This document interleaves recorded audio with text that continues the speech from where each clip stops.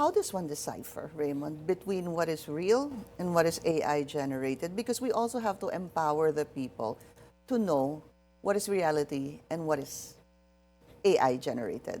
Yeah, actually napakahirap i-educate ng tao sa ngayon because yun nga, unethical use of AI. So dapat talaga magkaroon ng batas with regards to that dapat i-announce nila, dapat may sasabihin sila that this is an AI film, dapat may mga ganun na tayong law. Kasi mahihirapan ka talaga i-distinguish yan eh. I mean, pag napanood mo talaga, halos wala nang pagkakaiba eh. And also, I guess, the knowledge and informing the people or educating them what Yeah. AI is. Di ba? Yeah. Ikaw, kung tanungin ka sa simpleng pananalita, ano ang AI? Artificial intelligence for me is a human support.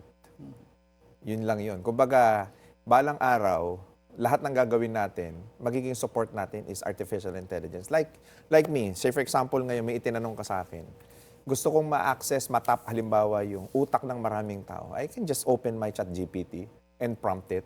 And right then and there, I have answer.